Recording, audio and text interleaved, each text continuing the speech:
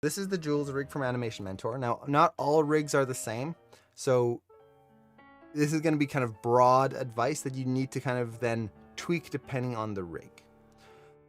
So, in terms of the spine, there's a lot of different controls that you have to deal with.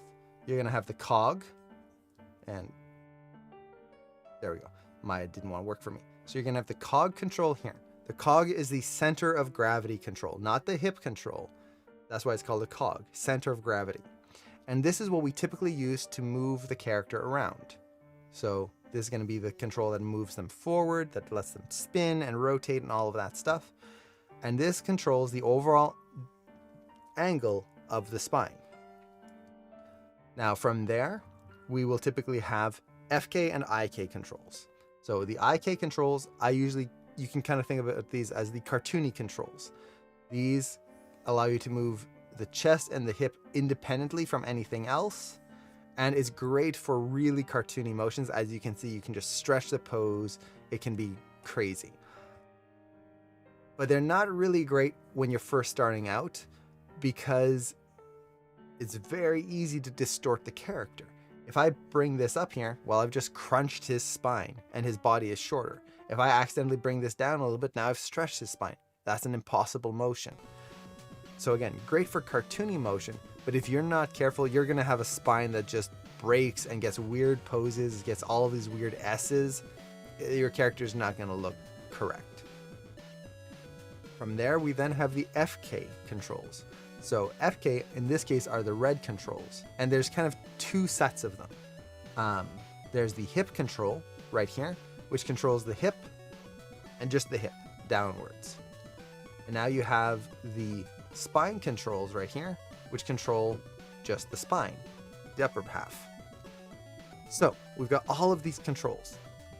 Which ones do we use so that we are not messing up all of this? Because we've got the cog that moves the hips, and we have the cog that moves the spine, and then we have an FK control for the hips and an FK control for the spine, an IK control for the hips and an IK control for the spine. Which one, when, what the heck? So I typically break this down in one simple way, and this is my workflow, so try it out, see if it works for you, but definitely feel free to explore different variations. Everyone's a little different. So for me, the first thing is that I will choose one set of controls to work with, FK or IK. Don't mix and match. There will be times when you can mix and match, but in general, try not to.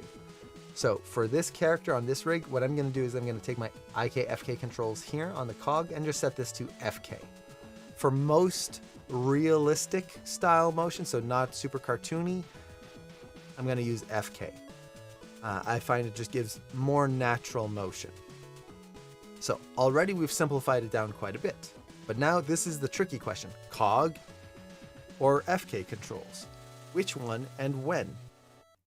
So for the cog, the main thing that I use the cog for is translations. So that's pretty simple. Whenever I have to move the character, I move the cog. That's pretty simple. Done. If the character is moving forward, boom, done. Great. Now, rotations. That's when it gets trickier. So I'm going to rotate the character. Now, let's say we're doing a walk and I need this side of the hip, this side of the hip here to drop down, like so. Okay. That means now I have to counter animate the spine. Do this. And then go, oh wait, shoot, I pushed that hip too far. Bring this back. Oh, great, now the head's way off to the side. Select all the spine again. Oh, great. Bring back. Oh shoot, the director wants me to push the hips even more again. Okay, go back, push this through. And you can see I'm counter animating that spine for every change I do on that cog. That's a pain. Not only that, this is one pose. Imagine doing this for a 600 frame animation. It's going to be an exercise in futility and just be a nightmare. So, for me personally, I don't use the cog for small weight shifts or small motions. What I will use it for is large angle changes on the character. So, trying to think of a good way to show this. I can't really demo this because, well, you're only seeing like this part of me. So, do I have anything here that I can show, or an animation clip on my computer that I could show? Well, let me just try to explain it and hopefully it makes sense. So for me, the cog is kind of a general angle or general direction control. So for example, let's say you have a character walking. Actually, we can show this here. So you have a character walking. They are facing forward, facing the direction they're going to walk. And as they're going to walk, they're going to be doing this. Back and forth, and you're going to have this rotation. Side to side in the chest, but also in the hips. But the hips are going to be doing the same thing, just opposite direction. So if this chest is... Okay, this is one of those pat your head, rub your stomach kind of things. I'm trying to rotate my shoulders this way while also putting my arms the opposite way. My body is not like this, and I'm not doing it right. There we go. I have to look at my hands to make sure it works. So your hips are going in the opposite direction of your shoulders. So you got this in the shoulders, opposite motion in the hips. Great. Now I could use that with the cog, but once again, if I do that with a cog, so if I do this side to side, you can see how the body is rotating as well, which means that now I have to counter animate every twist of the body. So the hips go over. Not only do I have to straighten this back out, but I have to reverse it to go the opposite way. And now I make a little change here. It's just screwed up the whole arc of the body. That's not good. If we think about it though, when a character is doing this, yes, you're getting that rotation in the body, but really the character is walking forward. They're not walking in a zigzag pattern as they're going. They're literally just going in a straight line. That's it. So I'm walking forward. All of these motions in the shoulders and the hips are just sympathetic motions that are moving with the legs and the arms that are helping the character move forward. Why do I need to rotate the cog? It's just going in a straight line. In those cases, I will use the hip controls. So instead of moving everything, I'll just take the cog, slide that forward, get my left to right motion, my up and down. But then, because they are literally just walking in a straight line, I can just take my hip control, add the side to side right in here, and then take my chest, add the side right in there. Done. They don't interfere with each other, and I get that nice natural motion without counter animating anything. Okay, great. Now, let's say our character is walking, and now they have to turn as they're walking. Now they're facing 90 degrees the other way. So they've turned, and now they're going sideways instead of forward. Okay? Now this is an actual change of direction. They are changing the direction that they are walking. So if I just take my hip control, what this would mean is twisting this to the side here. It's disconnected from the spine. Then I have to rotate the spine to match that to try and get that in place. And now the cog, you can see how it's already distorting the character. Now the cog, I have to move the character sideways instead of forwards. That would break the character. No, those motions are just for those subtle changes, not global changes. If I'm globally redirecting the direction of my character, I will now use the cog. Whoop. Right in there, done. And because of this, I now have the character still walking forward, or I should say sideways now, but in terms of my controls, I just use that forward motion. Perfect. And I still have the hip control that I can add the subtle complexity in there, that little side to side. And that gives a really nice, simple way of doing it. Now, that's hopefully easy enough to understand. The translation, turning, okay, big changes like that. But what happens when we're tilting a character? So, if I'm tilting a character, what I really need to think of is the character tilting globally or tilting locally? Now, this is the way my brain works, but hopefully the terminology makes sense. So, if I'm thinking of the spine, think of like the line of the character from top to bottom. Is the character actually just bending their spine? So right now, my hips are staying perfectly flat on the chair, and I'm just bending my spine. My hips are still flat. I've just twisted my back. Same thing here, I'll do it up here, where my spine is straight, I turn my head. If I'm doing something like that, well, I'm not going to use the cog because the hips don't need to move. I'm just going to rotate the spine. Done. Easy. No problem. But if everything tilts, so like again here, instead of just doing this, now I'm doing this, and the hips themselves, let's see if I can do this without falling on my chair. Like I'm tilting here, and now my hips are at an angle completely. What I've done now is I haven't rotated my spine. My spine is still straight. I'm just tilting. Do I have a toy here or something I can use? I've got... This is an anatomical figure for muscle structure. Really good. These are from 3D Total, I believe. If you're doing sculpting or drawing, these are great to have. So it would be the same as just doing this. Like that. There's no bend in that spine. It's still perfectly straight. I've just gone boonk over to the side. I've changed the overall angle of the character. Well, I'm not going to rotate that spine in that case. I'm just going to use the cog. So let's kind of go back into those examples. So if I'm just kind of going dunk and bending my spine, well, all I need to do is dunk, bend the spine. And then if there's going to be a little subtle sympathetic motion in the character, I can adjust those hips a little bit. But again, the overall motion of the character hasn't changed. Now, if, for example, the character tilts, totally tilts their body, okay, then I can push this and then add any extra layering over top of that, any little spine adjustments if I need them. But I'm trying to think of, has the character globally changed? The same thing as, are they globally changing direction, or is it just a little adjustment?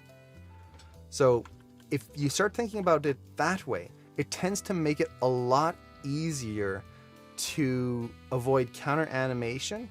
And what it ends up doing is having your cog control be very simple. Instead of having all of these little rotations and all of these little motions, think of it like a walk. You're going to have the rotation side to side. You're going to have the forward motion side to side. Now he has to change direction. So now not only do you have that forward motion side to side, now he's changing direction. And now, what the heck? Your curve has to change, and essentially, let's kind of draw it out here. So you're going to have your rotate Y right here. And okay, cool. Brush sensitivity still working. So rotate Y. This is this motion right here in the hips.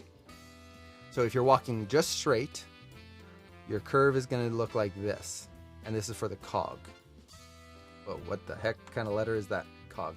I'm wearing a different glove, and it's really playing havoc on my drawings. I don't know what it is. It's very comfortable, though. I really like it. So we've got that motion, the rotate Y for the cog if the character is walking forward. Now, if we have that character turn mid-motion, if we don't have that rotate Y, if we don't have the twist in the body, ideally your rotation should just look like that.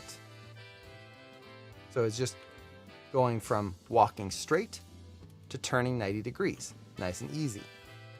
But because we've got that side to side motion, if we animate it in the cog, we're going to get this kind of curve. And that's a nightmare to clean up, because you have to keep the side to side motion working while also twisting your character, and it's just a pain. You can just see in the curve, it's like trying to wrap your brain around that is going to be a nightmare just to make sure the motion stays right. But if you split it, so again, now we're using the rotate Y of the cog, and then the rotate Y of the hips. What you're going to get is the cog is just going to go forward, no change, because it's literally just going forward. So we get that, and then 90 degrees, done. And then from there, So it'll actually just do something like this, and then there we go. That would be the curve that you're gonna get for the cog right here. Let's split that right there. Now the hips, that's gonna be the side to side motion. You're gonna get this. Done. Easy. So now, instead of this weirdly complex curve right here, where it's going up and down, left and right, and has to change direction, and it's just so much, I get these two curves. One is just handling the steps, that motion with the hips. The other one is just handling the direction. Done. So that's the way I typically approach the spine.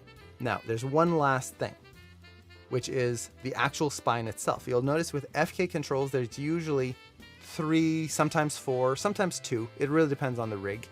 I've seen some with 5 controls. So you're gonna have a bunch of controls on here. How do you deal with them? Well, for me personally, I just select all of them for most rigs. Not every rig's the same, but I'll select most of them here, and then just move them all together. So select these controls, and then move them as one unit, because our spine is one unit. I can't just move my upper spine without adjusting my lower spine. I can't just move my lower spine without my upper spine adjusting slightly as well. So I'll just select everything and move it together. And this tends to give very natural posing, and it avoids the wiggly spines, where as you're animating one control at a time, when you kind of put it all together from pose to pose, you might have accidentally moved the middle spine control too much on a few poses, and now the spine kind of like gets S-shaped, and it's just a pain to clean up. So I'll just animate it like that. Done. Now, there are a few exceptions to this. Typically when a character goes into an extreme bend, so if a character is extremely going forward, I will usually then tone down the upper chest a little bit, just because that's a crazy amount of bend happening right at the rib cage, and push the lower back a little bit more. But that's for extreme cases.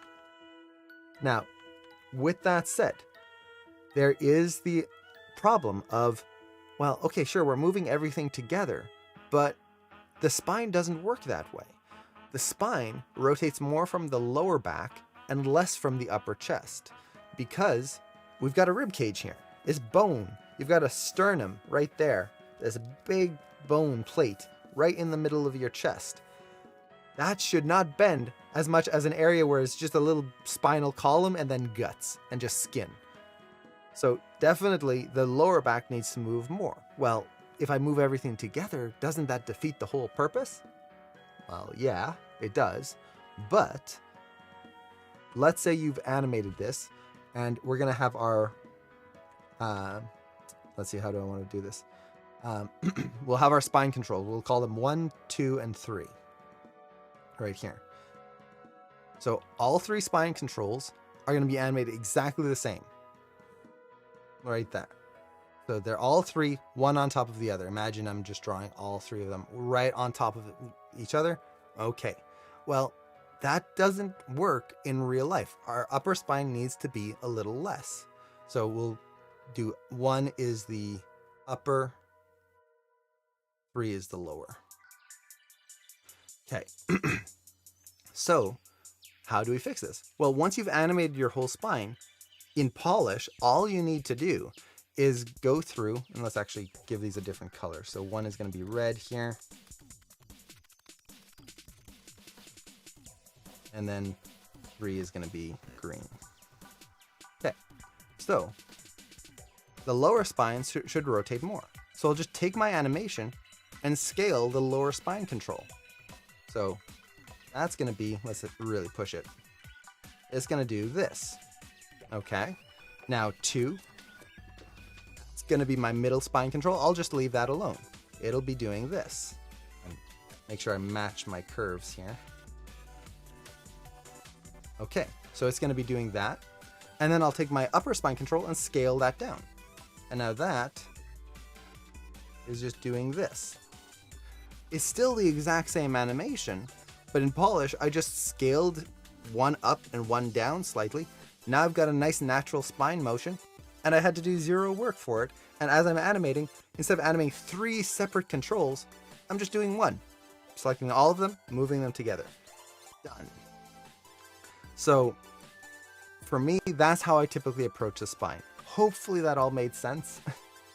But the big thing for me is really splitting the cog from doing every single tiny motion to only handling the big angle changes and direction changes. That's going to be what really helps you avoid counter animation and makes it a little bit easier to focus on the global motion, if that makes sense.